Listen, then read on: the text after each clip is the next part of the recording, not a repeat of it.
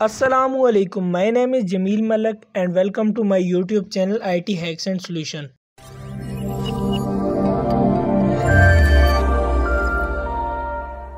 आज हम लोग बात करेंगे C++ के बारे में। C++ जो कि हम लोग अब कोर्स स्टार्ट करने वाले हैं। C++ जो हमारे पास एक प्रोग्रामिंग लैंग्वेज है, हाई लेवल प्रोग्रामिंग लैंग्वेज है। अब प्रोग्रामिंग लैंग्वेज क्या होती है?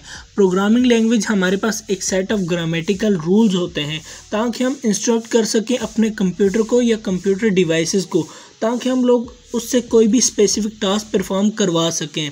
अब स्पेसिफिक टास्क परफॉर्म करवाने का मकसद क्या है? मकसद ये है, फॉर एग्ज़ाम्पल अगर हमें 50 नंबर को आपस में मल्टीप्लाई करना है या प्लस करना है या सब्ट्रैक्ट करना है, कुछ भी करना है, तो हम अगर उसे फॉर्मली करने बैठ जाएं खुद, तो उसमें हमारा काफ़ी सारा टाइम वेस्ट हो जाएगा और हमारी एफर्ट भी बहुत ज़्यादा उस पर लगेगी।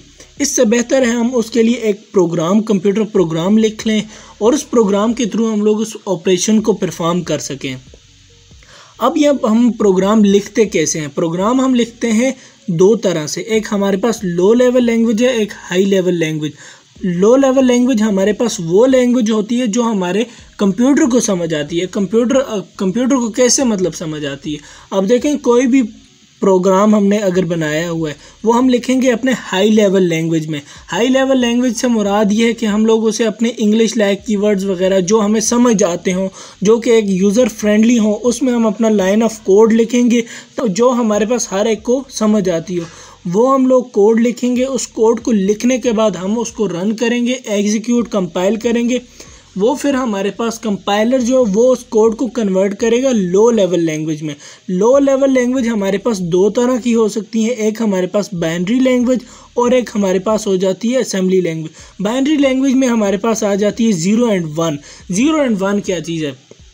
अब कंप्यूटर को सिर्फ 0 and 1 फॉर्म समझ आती है। कोई भी हमने फॉर एग्जांपल यहाँ पर अगर मैं इधर प्रोग्रामिंग लैंग्वेज जैसे मैंने लिखा हुआ है ना, ये P, अगर इस चीज़ को इसको मैं देखूँ, इस P के पीछे एक पूरी जो है ना पूरी कोडिंग हुई होती है 0 and 1 की फॉर्म में। 0 and 1 की फॉर्म में इस चीज़ को कन्वर्ट किया होगा। जो हमारे पास आस्की कोड्स हैं हेक्साडेसिमल में, बाइनरी में, जिस तरह भी कन्वर्ट करके हमने कंप्यूटर को समझाया होता है। 0 and 1 हमारे पास एक बाइनरी लैंग्वेज आ जाती है। हाई लेवल लैंग्वेज जो हमारे पास C आ गई, C++ आ गई, कोबॉल आ गई, जावा, फोर्टेन, पास्कल, पाइथन जो कि बहुत ज़्यादा यूज़ होती है, हम लोग आगे उसको भी देखेंगे। अभी हम लोग देख रहे हैं प्रोग्रामिंग लैंग्वेज को जो कि हमारे पास C++ को देख रहे हैं। अब C++ का फ़ायदा क्या है? हम लोग क्यों इसे यूज़ करेंगे? हम प्रोग्रामिंग लैंग्वेज को क्यों यूज़ कर रहे हैं? अब प्रोग्रामिंग लैंग्वेज हम इसलिए यूज़ कर रहे हैं ताकि हम लोग अपने टास्क परफॉर्म कर सकें, कोई भी टास्क परफॉर्म कर सकें। अब C++ सीखें क्यों? मतलब इसका फ़ायदा क्या है? फ़ायदा ये है कि ये एक तरीके से आसानी से समझ आ जाती है, इजी टू लर्न है। इसमें जो है ना हमारे पास जो प्रोग्राम्स हम लिखते हैं ना, वो इंग्लिश लाइक कीवर्ड्स हमारे पास होते हैं जो कि एक आम बंदे को, इंग्लिश समझने वाले बंदे को वो समझ आ जाते हैं। क्लोज टू द हार्डवेयर है। इससे मुराद ये है हमारे पास कि ये हार्डवेयर के बहुत क्लोज है। हार्डवेयर की लैंग्वेज समझ आती है, वो है 0 and 1। और फॉर एग्ज़ाम्पल हमें कोई भी टास्क परफॉर्म करना है, फॉर एग्ज़ाम्पल हम दो नंबर्स को कैलकुलेट करते हैं, उसके लिए हमने 0 and 1 की फॉर्म में उस कोड को कन्वर्ट करना होगा। उस कोड को कन्वर्ट करने के लिए उसके लिए हमने एक एल्गोरिदम डिज़ाइन करना होगा। एल्गोरिदम आगे देखेंगे, डेटा स्ट्रक्चर एंड एल्गोरिदम एक हमारा अलग सब्जेक्ट आता है, उसमें हम देखेंगे। एल्गोरिदम डिज़ाइन करेंगे, एल्गोरिदम के थ्रू वो उस ऑपरेशन को परफॉर्म करेगा। उसके बाद इजी टू अंडरस्टैंड है, हर एक इजीली अंडरस्टैंड कर सकता है क्योंकि उसका सिंटैक्स बहुत इजी है। उसके बाद क्रिएट मल्टीपल एप्लीकेशन, इसके थ्रू हम मल्टीपल एप्लीकेशंस बना सकते हैं, डेस्कटॉप एप्लीकेशंस बना सकते हैं, कंसोल एप्लीकेशन बना सकते हैं। उसके बाद fast as compare to human, जैसा कि मैंने पीछे बताया कि अगर हम लोग खुद करने बैठ जाएं कोई काम तो उसके लिए हमें बहुत ज़्यादा टाइम चाहिए होगा। उस टाइम को हम लोग अपने बचा सकते हैं। मशीन के थ्रू हम उस ऑपरेशन को परफॉर्म करें तो वो एकदम से उस ऑपरेशन को परफॉर्म कर सकती है। उसके बाद हमारे पास आ जाती है object oriented programming. Object oriented programming हम लोग आगे देखेंगे। अब अबाउट दिस कोर्स, ठीक है, C++ का कोर्स जो हम लोग स्टार्ट करने जा रहे हैं, इस चीज़ का फ़ायदा क्या है?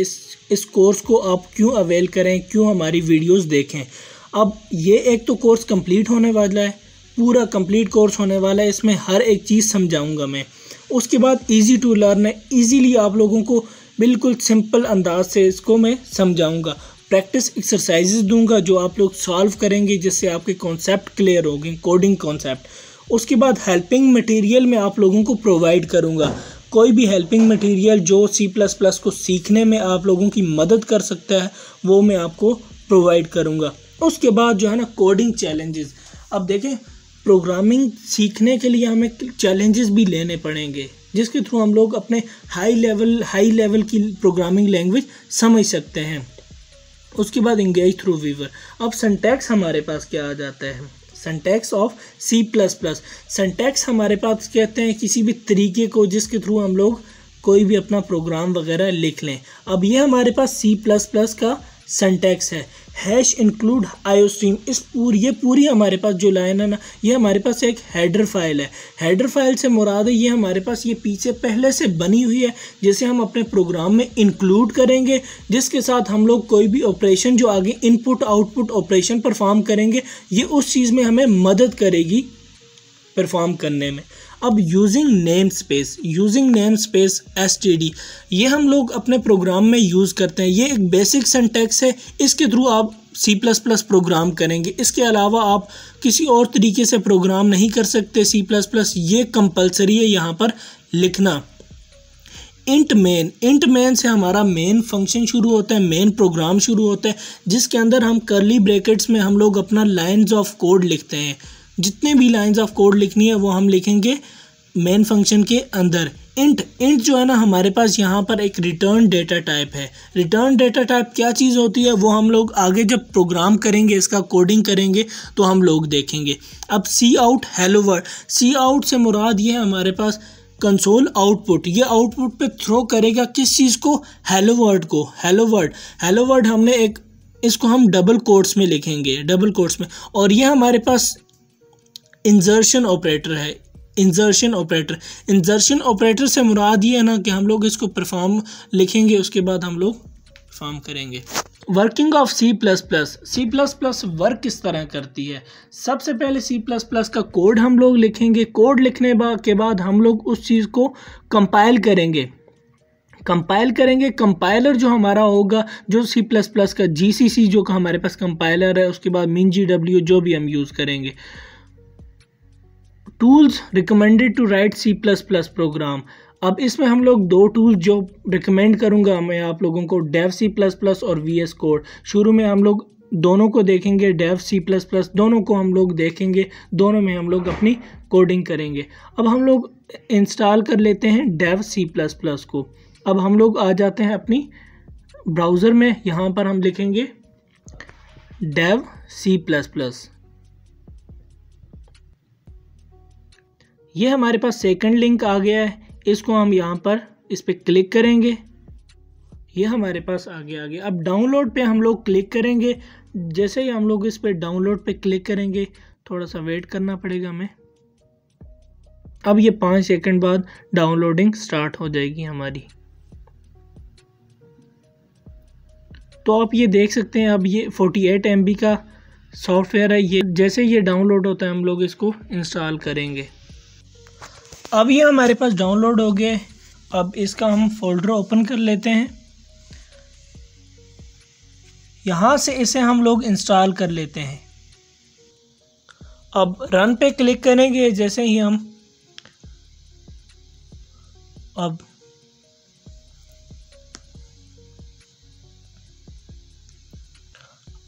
अब लैंग्वेज आप कोई भी सिलेक्ट कर लें। यहाँ से मैं इंग्लिश जैसे सिलेक्ट है बाय डिफ़ॉल्ट।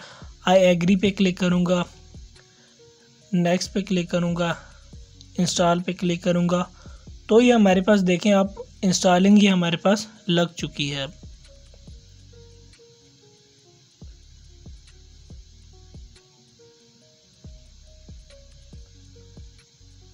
अब ये हमारे पास इंस्टॉल हो चुका है। फिनिश पे क्लिक करेंगे। जैसे ही हम फिनिश पे क्लिक कर लेते हैं,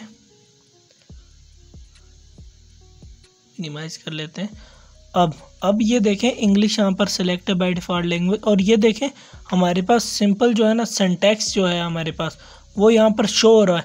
यहाँ पर दे सकते हैं std_cout और ये ऊपर फॉर्मल आर्गूमेंट, ये आगे हम लोग देखेंगे इन सब चीज़ों को। और अब यहाँ पर आपके सामने इसकी स्क्रीन शो हो रही होगी। अब हम लोग अपना पहला C++ प्रोग्राम लिख लेते हैं।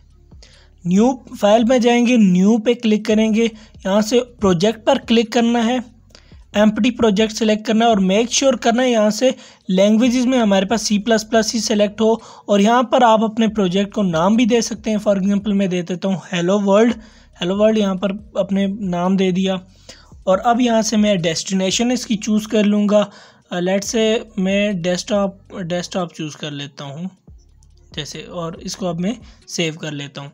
अब यहाँ पर हम लोग अपना पहला प्रोग्राम लिखेंगे, #include, ओहो ये क्या लिख रहा मैं, फिर ये IOStream जो कि हमारे पास एक लाइब्रेरी है जिसे हम अपने प्रोग्राम में इंक्लूड करेंगे यूजिंग नेमस्पेस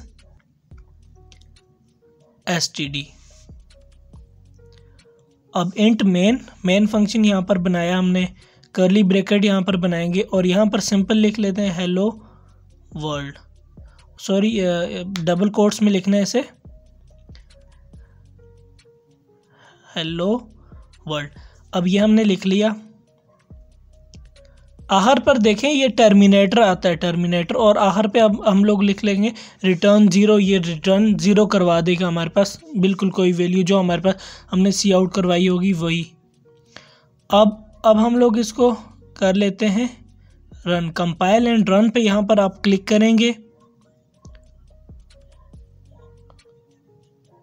और ये अब आपसे डेस्टिनेशन मांगेगा और साथ में आपसे इसका नाम पूछेगा। फाइल नेम आपने लिखना होगा। मैं लेट से लिख लेता हूँ source.cpp जो कि हमारे पास C++ की एक्सटेंशन है। अब जैसे ही मैंने इसको किया तो हमारे पास कंपाइलेशन स्टार्ट हो गई है। अब ये देखें आपके कंसोल पे हेलो वर्ल्ड प्रिंट होकर आ गई, ये आप देख सकते हैं। मैं इसको जूम भी कर लेता हूँ, ये देखें हेलो वर्ल्ड। तो उम्मीद है आप लोगों को वीडियो हमारी पसंद आई होगी। अब मिलते हैं नेक्स्ट वीडियो में, तब तक के लिए अल्लाह हाफिज़।